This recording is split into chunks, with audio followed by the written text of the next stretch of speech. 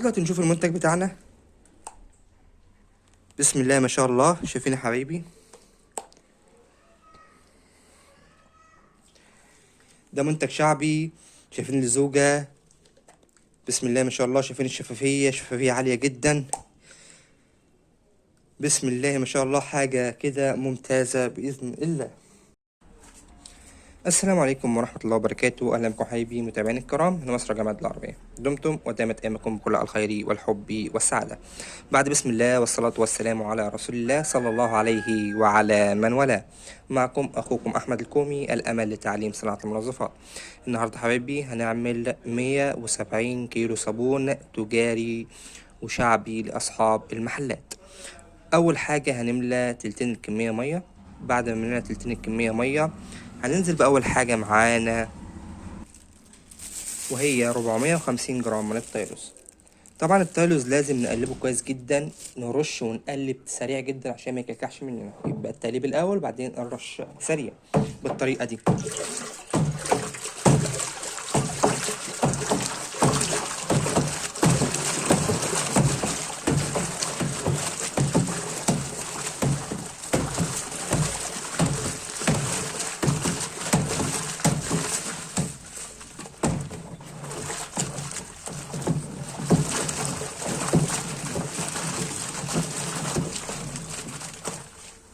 والافضل حبيبي ان حد يرش لك التيرلوز وانت تستخدم ديك الاتنين عشان تقدر تدوب التيرلوز بطريقه سهله جدا وتتحكم في السرعه. دلوقتي حبيبي هننزل بالصودا بتاعتنا. معايا بالظبط كيلو 380 جرام من الصودا السائله. ده طبعا لاني مستخدم هنا السلفونيك 80%. طبعا لو هتستخدم سلفونيك 75 هتضرب 360 في عدد كميه السلفونيك، هيطلع لك نسبه الصودا ل 75. يبقى معانا كيلو 380 جرام من الصودا السائلة، هضيفهم مع التقليب. نضيفهم ونقلبهم كويس جدا.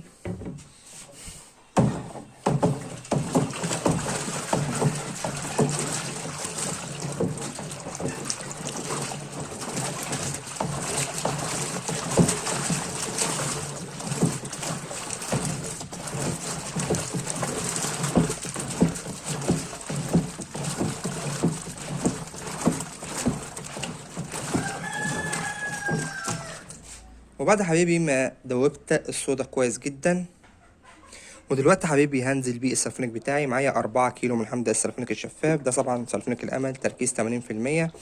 لو هتشتغل ب70% هتضرب 360 في 75، هيطلع لك نسبة الصودا للسلفونيك. نزلنا بالسلفونيك بتاعنا حبيبي. مهم جدا ان احنا ننزل بالكمية كلها وهنقلبه كويس جدا.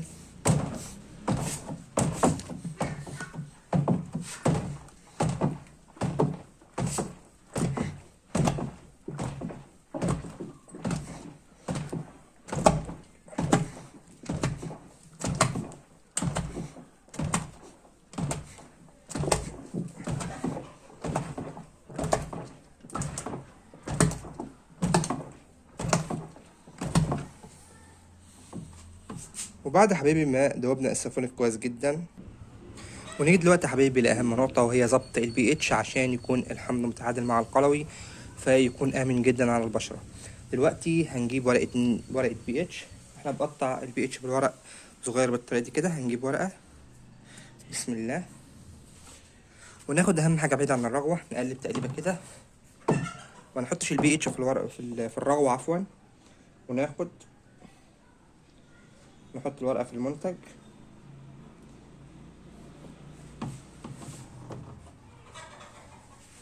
تعالوا نشوف البي اتش بتاعنا رقم 7 زي ما انتم شايفين كده. المنتج بتاعنا بقى متعادل وآمن جدا على البشرة كده، رقم 7. طبعا في الاخر بنرجع برضو نظبط البي اتش ونتأكد ان هو مظبوط بنسبة 100%.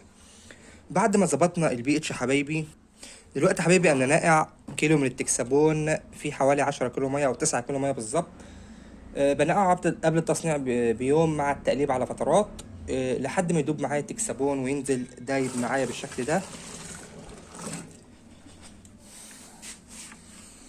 دلوقتي هبدأ اقلب المنتج كويس جدا.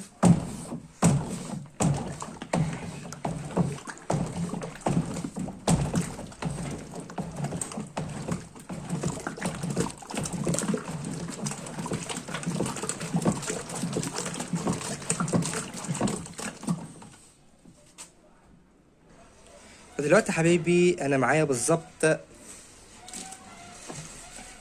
2 كيلو 100 جرام من الملح، ملح الطعام مدوب طبعا خارجي في حوالي 10 كيلو ميه.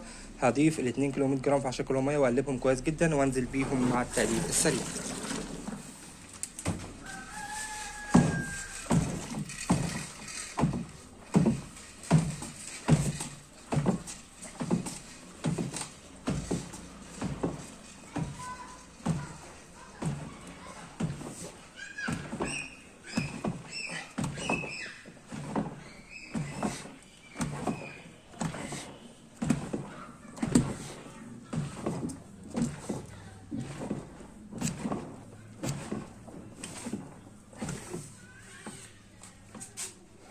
بعد يا حبايبي ما دوبت الملح كويس جدا،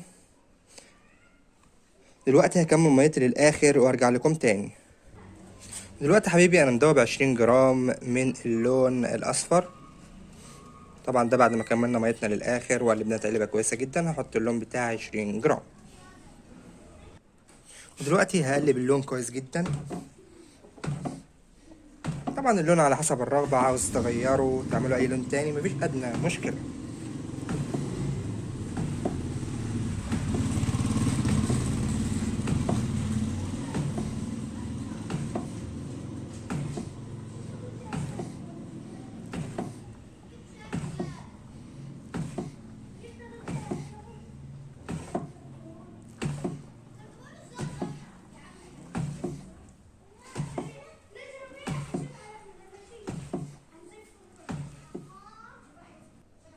ودلوقتي حبيبي هسيب المنتج عشان الرغوة بتاعته تهدى شوية، وبعد ما الرغوة بتاعت المنتج تهدى هرجع لكم تاني نكمل.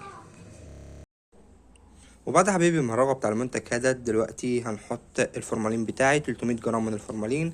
والفورمالين هو المادة الحافظة اللي هتحفظ لي المنتج بتاعي. هحط الفورمالين واقلبه كويس جدا.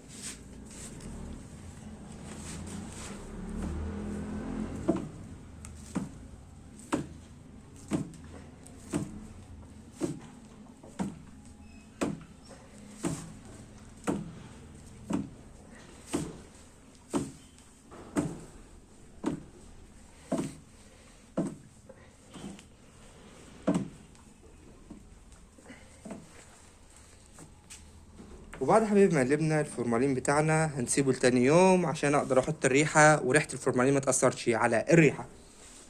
تعالوا دلوقتي نشوف المنتج بتاعنا. بسم الله ما شاء الله، شايفين يا حبايبي ده منتج شعبي. شايفين الزوجة، بسم الله ما شاء الله، شايفين الشفافية، شفافية عالية جدا، بسم الله ما شاء الله، حاجة كده ممتازة بإذن الله. وتاني يوم حبايبي هنبدأ نحط الريحة بتاعتنا. وبكده المنتج بتاعنا النهاردة خلص. لو عجبه الفيديو اعمل اعجاب بالفيديو واشترك بالقناة وفعل الجرس حتى يصلك كل ما هو جديد من اخوكم احمد الكومي، الامل لتعليم صناعة المنظفات. واهم حاجة دعوة حلوة من القلب، لان احنا بنعمل ده كله عشان صلاح دعائكم، فما تنسوناش من صلاح دعائكم والدعاء لوالدي بالرحمة والمغفرة. شكرا لحسن المتابعة، ورمضان كريم، كل عام وانتم بخير، وينعاد عليكم الايام بالخير. اللقاء في فيديو قادمة ان شاء الله.